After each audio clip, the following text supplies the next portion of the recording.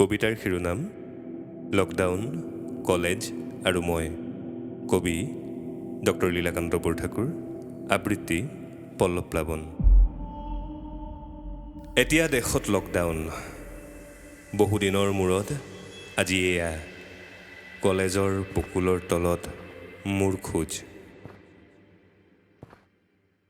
সপোনৰ চুঘৰ এই বকুল, প্ৰেমৰ সুহুৰি বজোৱা বকুল, কত বিচ্ছেদৰ ভাগিদাৰ এই বকুল। এতিয়া দেশত লকডাউন। বকুলৰ পাতত সেউজীয়াৰ নিস্তব্ধতা, ডালত নিশমৰ চৰাই। মৌনতা ভাঙি মোৰ খোজ ৰজনজনাই গ'ল। যি খোজত কোনো শব্দ নাছিল, যি খোজৰ কোনো অৰ্থ নাছিল, যি খোজত কোনো প্ৰবাহ নাছিল, সেই খোজ ৰজনজনাই গ'ল। বকুলৰ ডালে ডালে, দেৱদাৰুৰ পাতে পাতে।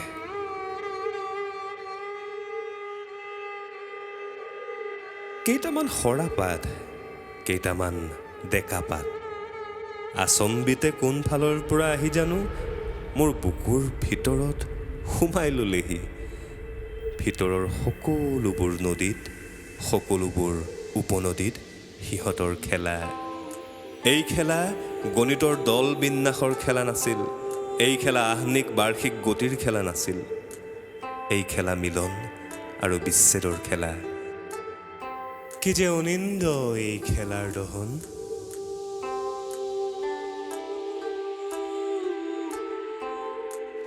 কিমান ভাঙি ছিঙি এই খেলা, কিমান সময় জুৰি এই খেলা, মই নাজানিলো। হঠাৎ দুমহলীয়া ঘৰটোৰ বাৰান্দাত মোৰ গোপন খোজৰ শব্দ শুনিলো। ৰ'দ, গান, তেজৰ ঘৰটোৰ বাৰান্দাৰ পিছফালে নিৰীহ নিৰ্বিকাৰ কোঠাবোৰ। কত ৰক্তাক্ত কবিতাৰ জন্মস্থান এই কোঠা, কত ভ্ৰমণৰ আৰম্ভ আৰু শেষ এই কোঠা, কত কল্পনাৰ শূন্যতা আৰু পূৰ্ণতা এই কোঠা।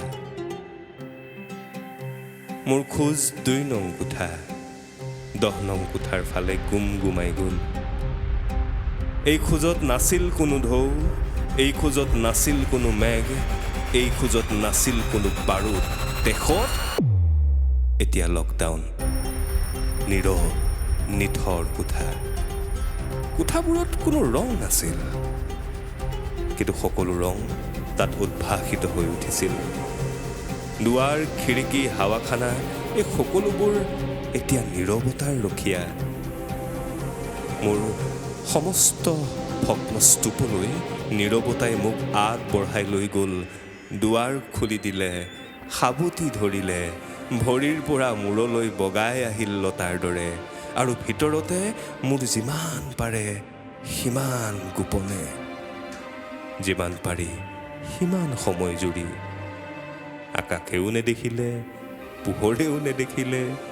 কি অপূৰ্ব, কি অপূৰ্ব এই আলিংগন।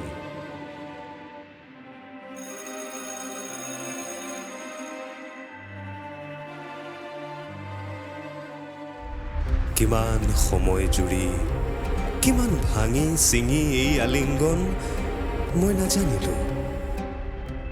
জিলিৰ মাত শুনি গঢ় ললে নিশাই, যে নিশাত তেতিয়ালৈকে নাছিল কোনো আন্ধাৰ। মুখৰ পৰা মুখ, বাহুৰ পৰা বাহু খুলি ওলাই আহিল মোৰ মৌনতা।